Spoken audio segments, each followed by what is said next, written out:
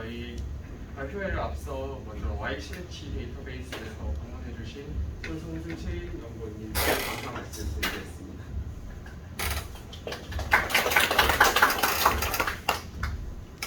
지금부터 현장 맞춤 AI 활용 자바 스프링부트 웹 서비스 개발 과정의 발표회가 있겠습니다. 감사합니다. 네, 음성 메시지 처리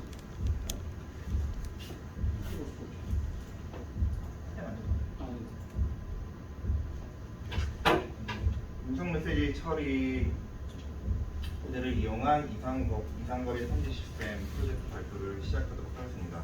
본 프로젝트는 YH 데이터베이스와 한국 ICT 교육원에서 함께 했습니다. 저는 발표 전체 진행을 맡은 유빈입니다. 시작입니다. 발표 순서는 프로젝트 개요, 프로젝트 구성, 팀 구성 및 역할, 수행 절차 및 방법, 수행 결과, 실체 평가 순서로 발표드리도록 하겠습니다. 프로젝트 개요입니다. 본 프로젝트의 주제는 보이스피싱 예방 어플리케이션 제작을 주제로 하였고, 크게 3개의 팀으로 나눠서 안드로이드, 웹서버, 딥러닝 3개 파트로 나눠 진행하였습니다. 파트에 활용된 장비는 화면에 보시는 표를 참고드리며, 기대 효과로는 사용자의 음성 파일을 전달받아 즉시 피드백함으로써 보이스피싱 의심 시 사용자가 사기 범죄 예방에서 회피함으로 보이스피싱을 예방하는 것입니다. 프로젝트 구조입니다. 안드로이드 REST API 서버 딥러닝 모델 간 연동 구조를 설명드리겠습니다. 안드로이드에서 REST API 서버로 음성 데이터를 전송하게 되고, REST API에서는 전달받은 음성 데이터를 딥러닝과 데이터베이스 쪽으로 각각 보내주게 됩니다. 우선 ST 엔진에서는 전달받은 음성 메시지를 텍스트로 변환하여 주고, 변환된 텍스트를 딥러닝 모델로 보내서 딥러닝 모델에서 사기 여부를 판단한 후에 사기 여부 결과를 ST 엔진과 REST API를 통해서 다시 유저에게 피드백을 보내주게 됩니다. 그리고 데이터베이스로 보내진 음성 데이터는 관리자가 보이스피싱 데이터 현황을 모니터링할 수 있도록 기한을 받습니다. 프로젝트 팀 구성 및 역할입니다. 안드로이드 팀은 이명현 팀장과 이정현 손석한 차상혁 팀원이 안드로이드 UI 기능 제작 및 총괄부터 화면 구성 및 기능 제작까지 작업해 주셨습니다. 다음은 웹서버 팀입니다. 서정희 팀장과 최희경, 김성진, 박준호 팀장님들께서 REST API 서버 제작 및 총괄부터 REST API 서버와 DB 간 연결, 이동기 처리 구현까지 작업해 주셨습니다. 다음은 딥러닝 팀입니다. 김상호 팀장과 이민호 팀원이 ST 서버 및 딥러닝 서버 구현부터 딥러닝 모델 자료 조사까지 수행하였습니다. 다음은 프로젝트 수행 절차에 대해서 발표해 주겠습니다. 프로젝트 수행 절차는 각 팀장님들께서 발표해 주시겠습니다. 안녕하십니까. 안드로이드 팀장 이명현이라고 합니다. 저희 안드로이드 팀은 8월 1일부터 8월 12일까지 총 12일간 프로젝트를 진행하였습니다. 안드로이드 어플리케이션 동작 순서를 간단하게 설명하자면, 첫 번째로 로그인을 하면 메인 화면에서 파일 선택을 눌러 파일 선택 시 파일을 웹서버에 전송합니다. 전송된 파일이 사기 여부인지 확인하고, 확인된 결과 값을 UI 화면에 표시합니다. 첫 번째 로그인 화면은 보시다시피 아이디와 비밀번호를 입력하여 로그인을 하게 되는데, 아직 구현이 미비하여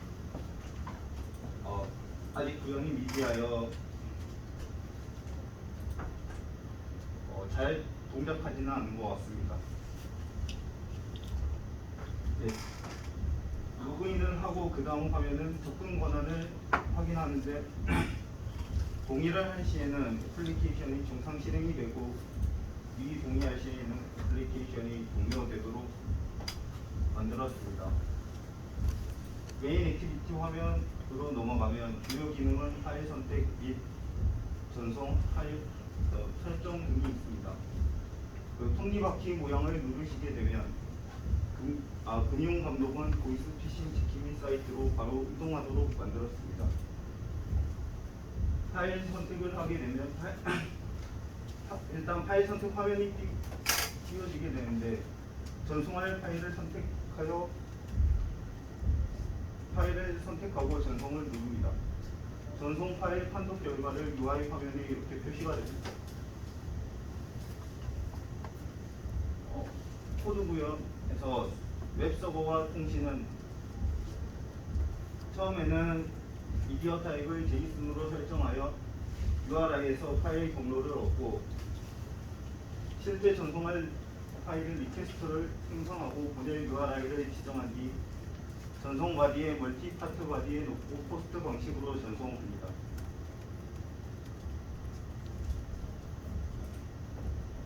그렇게 돼서 응답이 성공하게 되면 정상 대화는 초록색 화면, 사기 대화는 빨간색 화면으로 표시하게 됩니다.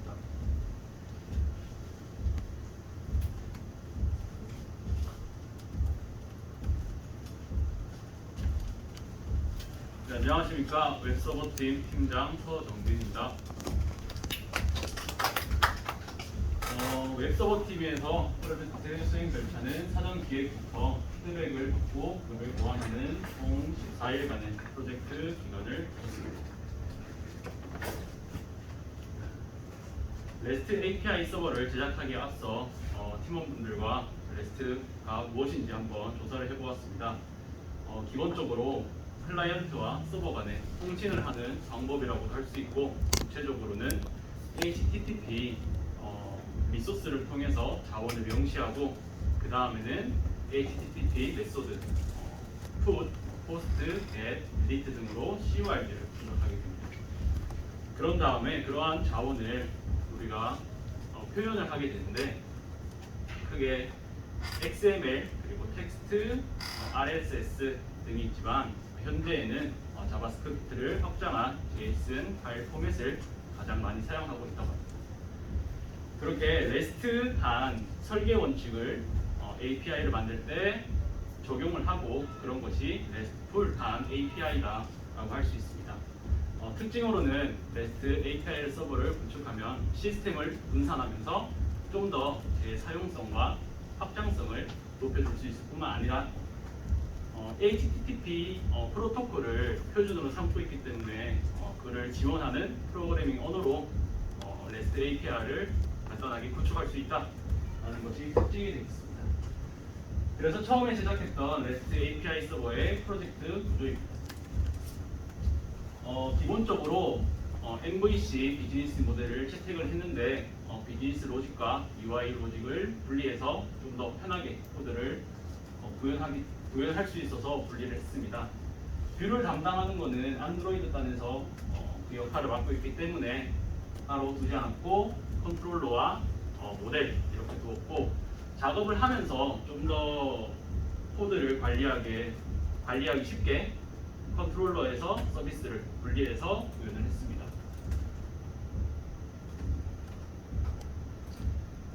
스프링에서는 STS4 툴을 설치하고 UTF-8 이렇게 인코딩을 설정한 다음에 프로퍼티에 가서 우리가 작업할 내용들에 대해서 설정값을 입력해 줍니다. 메뉴에 있는 것은 클라이언트로부터 받아오는 파일의 크기 그리고 경로를 지정하고, 오라클 DB를 사용했는데 오라클 DB와 연결하기 위해서 JDBC 그리고 그에 대한 테이블 그리고 비밀번호까지 설정했습니다. 마이바티스는 우리가 JSON 포맷의 파일을 좀 더 손쉽게 데이터베이스를 사용하여서 매핑 시켜주는 것을 도와주는 ORM 프레임워크입니다. 간단하게 지난 JSP에서는 JDBC를 로딩하고 그리고 커넥트를 연결하고 스테이트먼트를 통해서 데이터를 추출한 다음에 다시 역순으로 클로즈하는 과정을 거쳤는데, 이 마이바티스를 통해서 그러한 일련의 과정을 자동화 시켜줌으로써 좀 더 프로젝트 개발 기간이 단축되었던 것 같습니다. 하나하나 보자면 마이바티스 매퍼에 대한 XML 파일 위치를 시켜놓고 제이슨 포맷은 언더스코어를 통해서 문장과 문장을 구분해주는 스테이크 표기법을 사용하는데 그것을 우리가 자바 엔티티에서 흔히 쓰는 카멜 표기법 첫 문자는 소문자, 두 번째 문자는 대문자로 시작하는 표기법으로 바꿔주었습니다. 그 다음에는 빌드를 자동으로 관리해주는 그레이들에 대한 설정값입니다.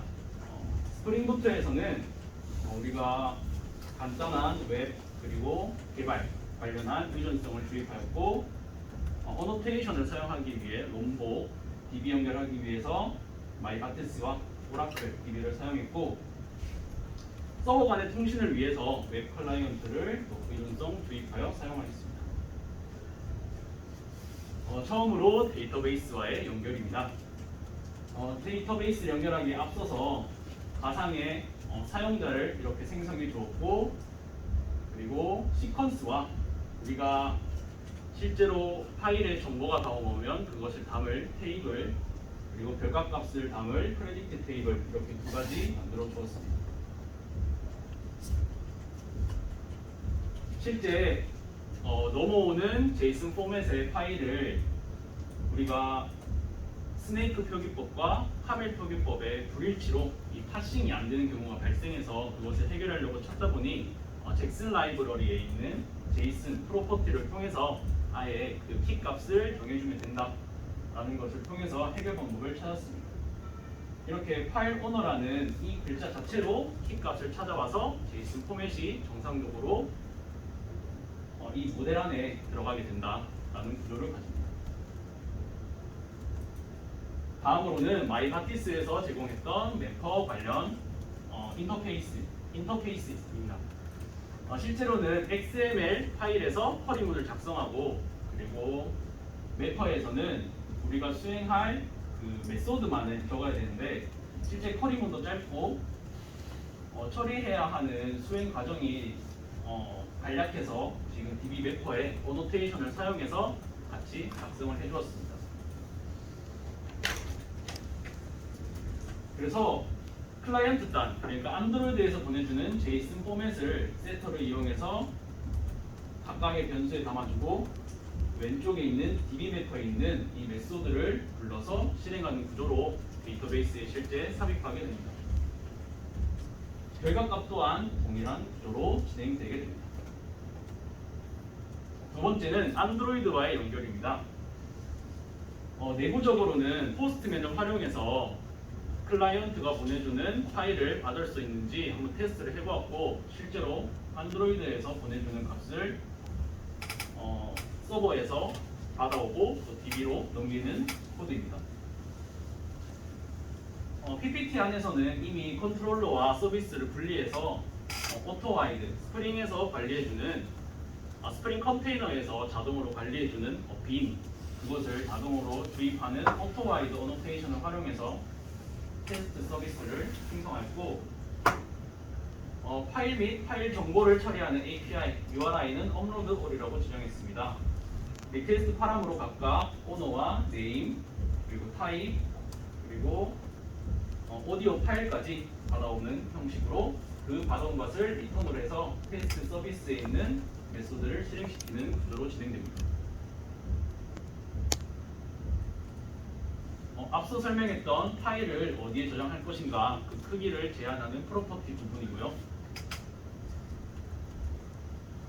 멀티 파트 파일 안에 있는 내장 메소드인 트랜스퍼2를 통해서 오디오 파일에 있는 오리지널 네임을 통해 그 파일을 지정된 경로에 저장시켜줍니다. 그리고 동일하게 DB에 삽입하는 로직을 구현해봤습니다. 포스트맨을 활용해서 테스트 결과도 오리지널 네임과 컨텐츠 타입 또는 그 정보들이 나오게 되는 것을 확인했습니다. 세 번째로는 딥러닝과의 연결입니다.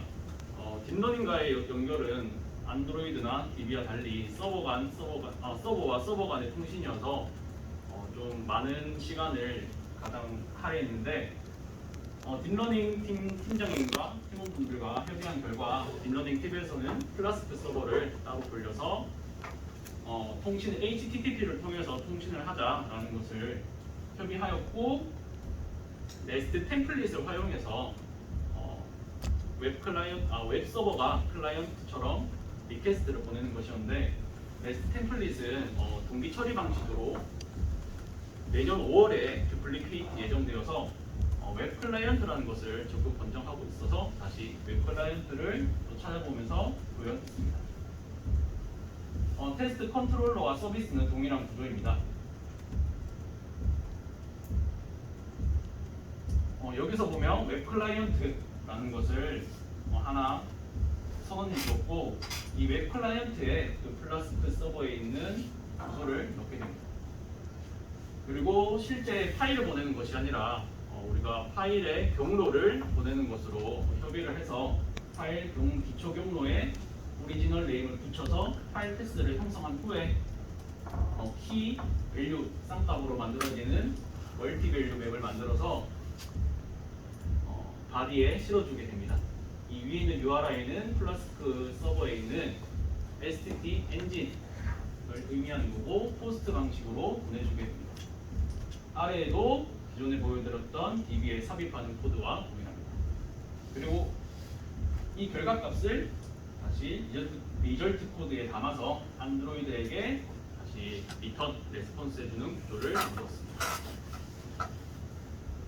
지금부터는 YH 데이터베이스에 가서 책임님과 함께 실현을 하고 피드백을 반영한 코드를 추가했습니다.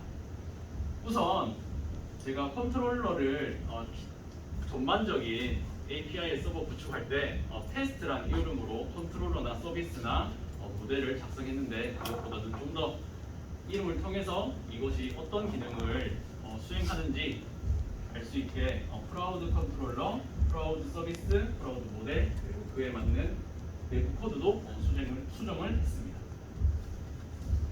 또한 웹서버 팀에서는 사기 여부를 한 번에 볼 수 있는 리스트를 따로 만들었는데, 그 리스트에서 몇 월 며칠부터 며칠 사이에 있는 또 그 목록을 따로 조회하기 위해서 시간을 받아오는 코드를 또 추가했습니다. 동일하게 리퀘스트 파람으로 파일 타임을 모델에 추가시켜서 받아왔는데, 처음에는 그 데이트 타입을 받아오는데 계속 익셉션이 떠서 해결 방법을 보니 데이트 타임 포맷이라는 어노테이션을 사용해서 미리 패턴을 이런 식으로 주면 스트링으로 넘어오는 제이슨 포맷의 정보가 데이트 타입이다 라는 것을 미리 알려주기 때문에 문제없이 받아올 수 있게 됐습니다. 아래에는 프라우드 모델에도 동일하게 제이슨 프로퍼티를 파일 타임으로 줘서 정상적으로 파싱할 수 있게 만들어 주었습니다. 세 번째는 딥러닝 팀과 같이 협업을 했는데, 다양한 정보를 이제 딥러닝 팀에서 보내주면 그것을 서버에서 받고 또 클라이언트 단에게 전송을 해주는 코드를 구현했습니다. 첫 번째 거는 음성 파일 길이가 너무 짧아서 아예 사기 여부 검사가 안 되는 경우를 피싱 코드를 -1로 줬습니다. 두 번째 파일은 일단은 성공적으로 검사 결과가 이루어졌고 피싱 넘버가 1이다, 즉 사기이다. 이때 사기는 대출 사기 유형이고, 그 결과 계좌나 고객, 납부, 농협 등등의 단어가 오른쪽과 같은 숫자로 반복되었다라는 정보도 딥러닝 서버에서 보내줄 수 있어서 그거를 동일하게 데이터베이스에 삽입하는 것까지 구현했습니다. 그리고 정상 여부지만 또 대출 사기 타입은 대출 사기에 가까움을 의미하는 음성 파일도 이렇게 따로 받아올 수 있었습니다. 그리고 가장 큰 비동기 처리 코드 구현입니다. 우선 어싱크라는 컴피그 클래스를 만들어 주었습니다. 동일하게 컨피그레이션과 빈을 통해서 자동으로 빈을 등록해 주었고, 익스큐터 클래스를 활용해서 비동기 처리에 필요한 메서드의 기능을 활성화하고 그 스레드에 있는 설정 값들을 각각 아래와 같이 준비하였습니다. 기본적으로 대기하고 있는 스레드 수를 10, 그리고 최대 스레드를 10, 그리고 Q 카파시티는 만일 100으로 줬다면 그 100 이상의 스레드로 들어왔을 시 여유가 생긴다면 다시 그 각각 스레드에 맞게 처리를 요청하는 것을 의미합니다. 그리고 확인을 쉽게 하기 위해서 스레드 앞에 프리픽스로 YH 풀이라는 단어를 붙일 수 있도록 하였습니다. 오른쪽이 이제 스레드가 비동기 처리가 되는지 테스트하기 위해서 만든 Async API입니다. 간단하게 1부터 100까지 코어 부분을 이용해서 정보를 처리하는데 중간에 스레드를 슬립시켜서 포스트맨으로 확인한 결과 이렇게 스레드 풀 3번과 2번, 4번, 3번 이렇게 각각 교차로 기다리지 않고 계속해서 스레드를 진행시키는 것을 볼 수 있었습니다. 마지막으로 클라이언트에게 토큰을 발급하는 코드를 구현해 보았습니다. 지금까지 프로젝트에서는 우리가 안드로이드에서 파일 정보와 파일을 전송하는데 이것이 누구의 것인가, 인증된 사용자인가에 대한 부분은 좀 미흡했는데 이번에 토큰 발급 코드를 구현해 보면서 시큐리티 쪽이나 보안 쪽이 얼마나 중요한지 그리고 그만큼 어려운지 한번 느껴보았습니다. 기본적으로 토큰 발급은 사용자가 로그인을 하면 데이터베이스에서 사용자 정보를 확인하고 토큰을 발급하게 됩니다.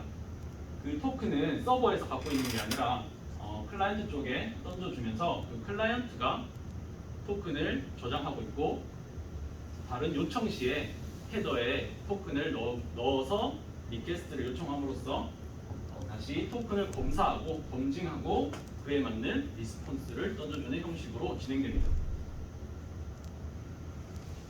이러한 토큰은 크게 헤더, 페이로드, 시그니처라는 세 부분으로 나뉩니다.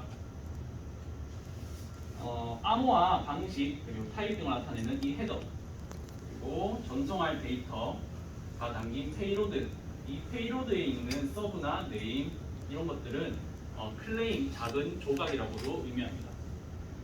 그리고 이 헤더와 페이로드를 통해서 스프링 부트에서는 베이스 64 인코딩으로 해시 함수를 사용해서 우리 위에 3번 빨간색처럼 만들어지게 됩니다.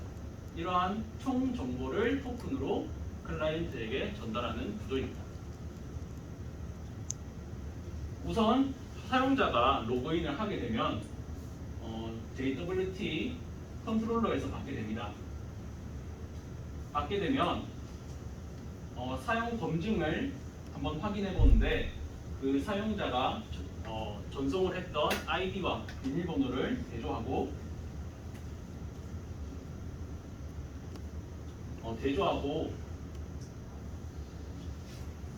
실제로는 아이디 그리고 비밀번호를 데이터베이스에 가서 확인을 하는 구조인데 지금 프로젝트에서는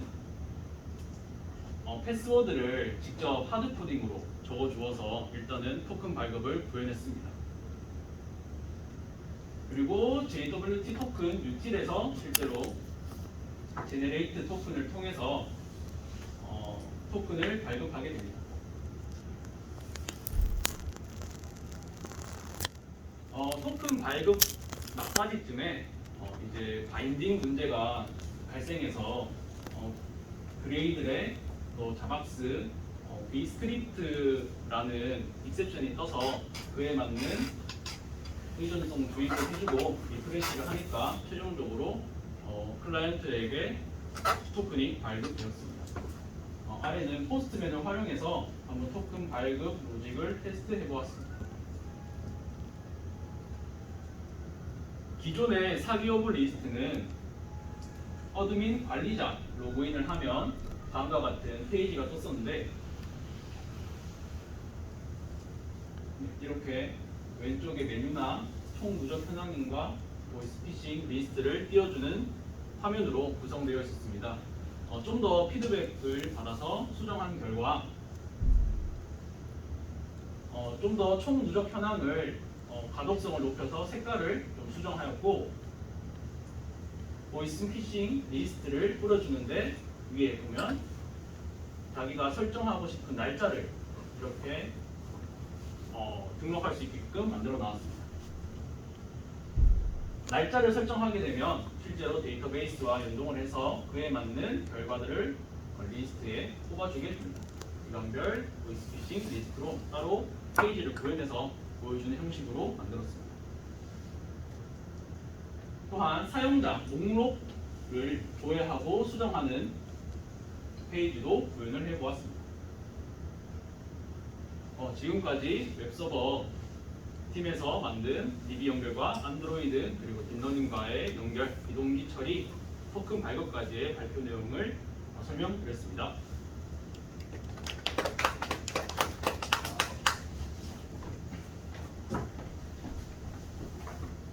발표해주신 소장님 팀장님 감사합니다.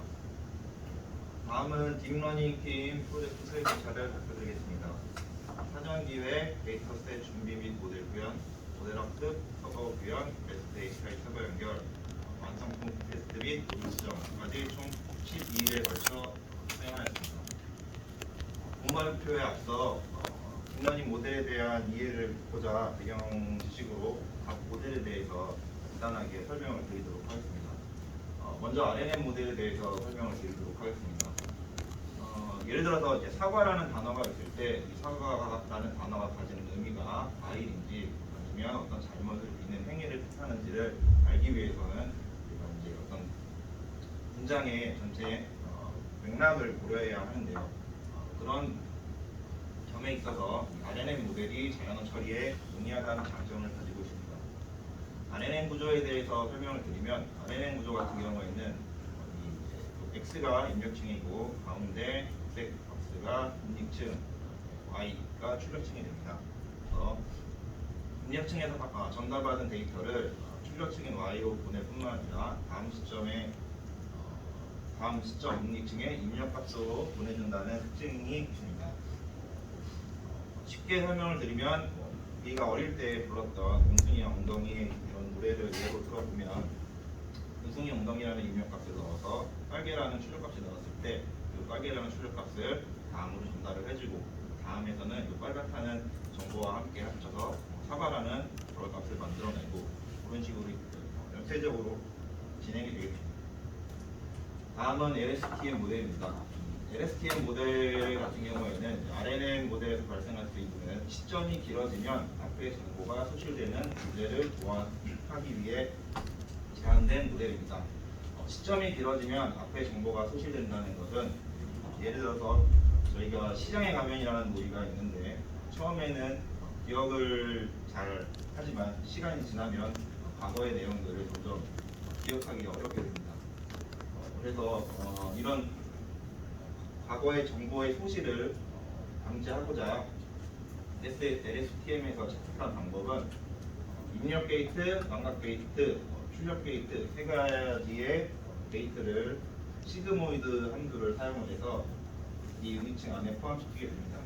그래서 중요한 단어에는 가중치를 1에 가깝게 구역을 하고 불필요한 단어에는 가중치를 0에 가깝게 구역을 해서 선택적 기억을 함으로 인해서 정보가 소실되는 문제를 보완하였습니다.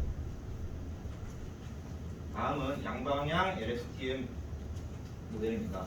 기존 LSTM 모델 같은 경우에는 이제 순방향으로만 정보의 전달이 이루어지는데 앞 시점에서 응립 상태뿐만 아니라 뒤 시점의 응립 상태까지 받아서 함께 처리함으로써 현재 응립 상태를 계산하는 성능을 향상시키는 방법입니다.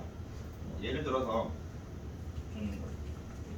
우리가 운동을 열심히 하는 것은 괄호를 늘리는데 효과적이다라는 문장이 있을 때 그 괄호 안에 들어가기에 적합한 단어를 예측한다고 했을 때 이 앞에 있는 문장만 보고서는 다음 세 가지 단어 중에서 어떤 것이 정확한 예측인지 판단하기가 힘들게 됩니다. 이럴 때 뒤에서 정보를 참조하면 근육이라는 단어가 적합한 단어라고 예측을 할 수 있게 됩니다. 좀 더 쉽게 예를 들면 우리가 이제 한국말은 뭐 끝까지 들어봐야 한다라는 그런 말처럼 뒤에 정보까지 확인을 해야 정확한 예측을 할 수 있다는 방법입니다. 다음은 어텐션 메커니즘입니다. 이 어텐션 메커니즘을 설명하기에 앞서 시퀀스 투 시퀀스 구조에 대해서 설명을 드리겠습니다. 시퀀스 투 시퀀스라는 건 우리가 보통 말은 순서대로 구조가 이루어지게 되어 있습니다. 영어의 경우에는 주어, 동사, 순으로 진행이 되고 한국어 같은 경우에는 주어가 먼저 나오고 마지막에 동사가 나오게 되는데요. 그런 순서상으로 이루어진 구조라서 시퀀스 투 시퀀스라고 명명 지어지게 되었고 인코더 부분과 디코더 부분 그리고 그 둘을 연결해주는 컨텍스트 벡터 이렇게 세 가지로 구성이 되게 됩니다. 시퀀스 투 시퀀스 모델의 기본 구조를 보게 되면 먼저 인코더 부분에서 데이터의 전달이 앞층에서부터 뒤층으로까지 이제 순차적으로 이루어지게 되는데 극단적으로 만약 예를 들어 보면 각 층에서 10개의 데이터씩만 전달해 준다고 생각을 했을 때 첫 번째 층에서 다음 층으로 이제 10개의 데이터를 보내주게 되면 우선 확산을 해서 다음 쪽으로 이제 10개의 데이터를 보내주게 되는데 그런 식으로 전달이 되다 보면 앞쪽의 데이터는 최종 뒤에 디코더에서 받을 때 또 컨텍스트 벡터에 저장이 될 때 정보의 손실이 발생을 하게 됩니다. 그리고 RNN의 고지 문제인 기울기 소실 문제도 발생이 되게 되고요. 그래서 이런 문제를 개선하고자 이 어텐션 메커니즘에서는 각각의 유닛층에서 컨텍스트 벡터를 생성하여서 이 컨텍스트 벡터를 한 번에 모아서 이 모아진 컨텍스트 벡터를 디코더의 각각 유닛층으로 보내줌으로써 매 시점마다 인코더 전체 입력 문장을 다시 한번 돌아보게 함으로써 정보 손실을 방지하였고 이때 단 전체 문장이 아닌 해당 시점에서 예측해야 할 단어와 연관성이 높은 단어에 집중한다고 해서 어텐션 메커니즘이라고 명명지었습니다. 다음은 프로젝트 수행 결과입니다. 1차 발표에서 피드백을 받았던 항목들입니다. 공시처리 기능 구현이 공시처리 기능 구현, 예외 처리, 하이퍼 파라미터 수정을 통한 모델 성능 개선, 기능 키워드 빈도수 정보 표시, 입력 데이터 길이에 따른 사전 필터링의 기능을 추가적으로 보완하였습니다. 먼저 하이퍼 파라미터 수정을 통한 모델 성능 개선에 대해서 말씀을 드리겠습니다. 두 가지 작업이 이루어졌는데요. 우선 모델의 성능을 높이기 위해서 초기 데이터 셋을 구성할 때 토큰화를 한 기준으로 했을 때 미리 100에서 500 사이의 데이터를 가지고 학습을 진행을 하였었는데 길이를 늘려주었을 때 학습 결과가 어떻게 나오는지를 보기 위해서 200에서 500, 300에서 500 이렇게 두 가지 구성으로 나누어서 각각 모델을 훈련을 시켜보았습니다. 그래서 그 결과가 이제 아래 나오는 이제 표가 되게 되고요. 요때 손동준 책임님께서 F1 스코어로 분석을 해보라라는 조언을 해주셔서 F1 스코어로 모델의 성능을 비교하게 되었습니다. 또 F1 스코어를 사용하면 좋은 점에 대해서 이제 좀 예시를 들어 설명을 드리면 만약에 우리가 어떤 로또에 당첨될 확률을 구하는 모델을 만약에 딥러닝 모델을 구현한다고 했을 때 만약에 예를 들어서 무조건 당첨될 확률이 0이다 라고 말하는 모델을 만들었다고 치면 사실 제대로 된 모델은 아니지만 실제 결과와 비교를 해보면 로또에 당첨될 확률이 매우 희박하기 때문에 예측률이 높게 나오는 그런 모순된 상황이 발생하게 됩니다. 그런 좀 평가에 대한 그런 노이즈 결과를 배제하기 위해서 그런 F1 스코어를 사용을 하면 좀 더 정확한 결과 비교를 할 수 있게 되고요. 결과에 대해서 좀 말씀을 드려보면 우선 데이터의 길이가 주면서 데이터 셋의 양이 조금씩 감소하게 되었습니다. 기존 프레임셋 기준으로 말씀을 드리면 기존에 1700개 정도의 데이터를 활용을 했었는데 200에서 500 구간은 700개 정도, 300에서 500 구간은 120개 정도의 데이터로 학습을 진행하였습니다. 항상 1번, 2번, 3번 모델이라고 말씀드렸습니다. 1번 모델에서 2번 모델로 오면서 데이터 셋의 수는 줄었지만 데이터의 길이가 늘어서 예를 들면 양하고 질이 비교했을 때 질이 좋아진 경우가 더 이제 좀 효과적이어서 F1 스코어가 향상되게 되었습니다. 또한 보이스피치 데이터 비율을 봤을 때도 기존에 한 10% 정도의 비율을 보셨다면 혹시 15% 정도 비율이 상승되어서 이것도 이제 학습에 긍정적인 효과를 가져왔다고 판단하였습니다.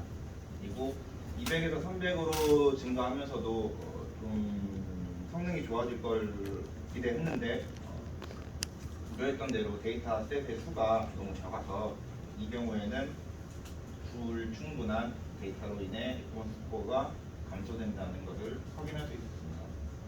이 PPT에는 담지 않았으나 이제 공유 차원에서 말씀을 드리면 이제 또 이런 저희가 딥러닝 모델을 학습시킬 때 이 데이터 셋이 이제 정말 소중하다는 것을 알 수 있는데 그런 거에 대해서 이제 조금 방법론적으로 보완할 수 있는 방법을 송선주 책임님께서 말씀을 해주셔서 공유를 드리도록 하겠습니다.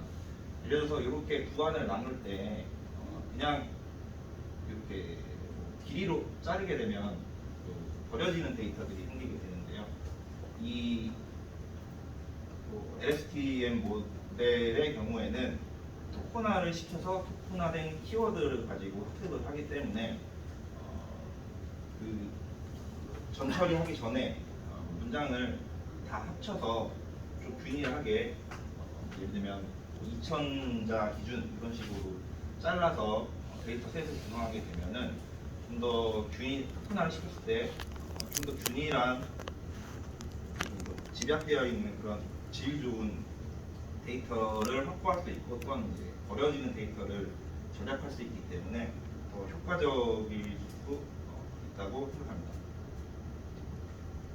네, 다음은 본 프로젝트 수행 기록과를 김상훈 팀장님께서 발표해 주십니다.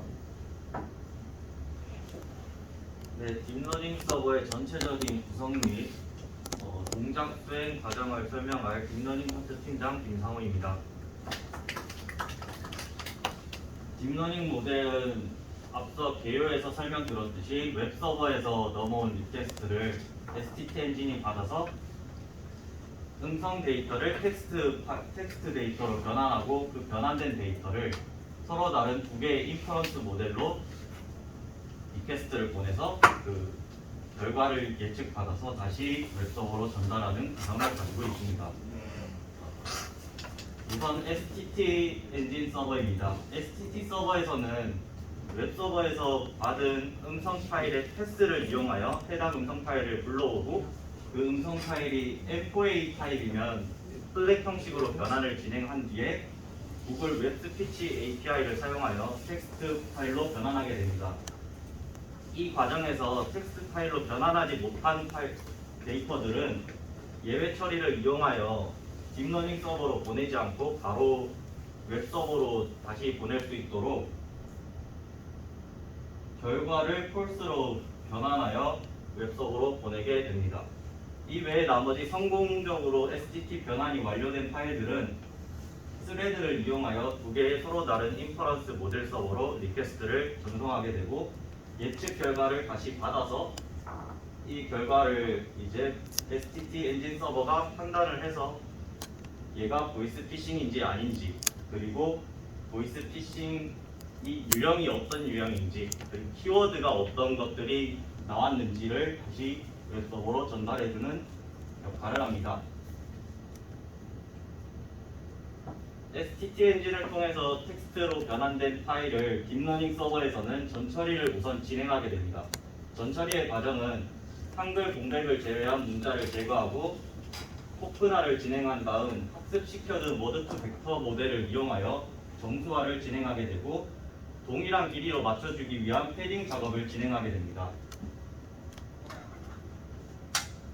패딩 작업까지 정수화를 하기 전 토큰화된 데이터들은 FDS info라는 펑션을 이용하여 각각의 키워드가 몇 번 나왔는지를 먼저 판단을 하게 됩니다. 타입 1의 경우에는 검찰, 경찰 등을 사칭하는 사칭형, 그리고 타입 2는 은행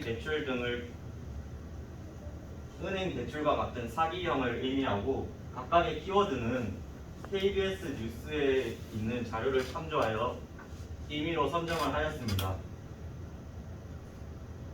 이렇게 코드를 구현하고 나서 보니까 저희가 임의로 이제 키워드를 받아서 이게 정확하지도 않을 수도 있고, 지금 토큰화된 데이터와 키워드가 완벽하게 일치하는 경우에만 카운트가 올라가게 되는데, 예를 들어서 은행 대출이라는 키워드가 있을 때 만약에 키워드가 은행이면 은행과 은행 대출은 완벽하게 일치가 되지 않기 때문에 해당 키워드는 카운트가 증가하지 않게 됩니다. 그런 부분들은 차후에 수정이 필요할 것으로 생각됩니다.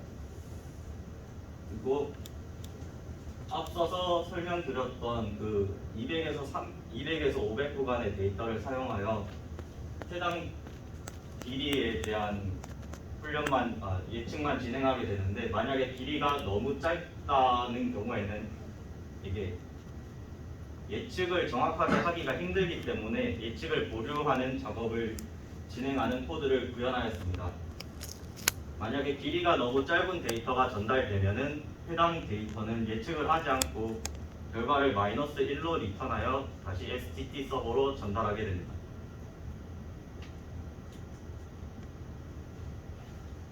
글자 수를 기준으로 봤을 때 1000자가 대략 3분에서 4분 정도, 그리고 500자가 1분 30초에서 2분 정도로 저희 모델에서 예측을 정확히 하기 위해서는 적어도 약 2분 정도 이상의 음성 데이터가 필요할 것이라고 판단됩니다.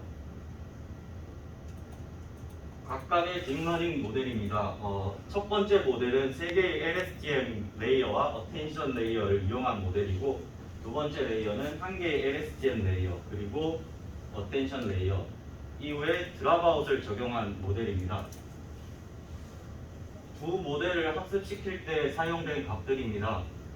데이터셋의 경우에는 앞서 설명드렸듯이 200에서 토큰화를 한 기준으로 200에서 500 사이의 길이를 가지는 데이터를 사용하였고, 벡터 사이즈는 256, 그리고 각 단어를 예측하기 위해서 전과 뒤로 판단하는 글자 기준은 10개 단어까지, 그리고 각 단어는 최소 10번 이상이 나온 단어들만 이제 학습에 이용하는 그런 워드 투 벡터 모델을 이용하였고, LSTM 모델 같은 경우에 각각 배치 사이즈를 32와 256으로 러닝 레이트는 0.001로 학습을 진행하였습니다.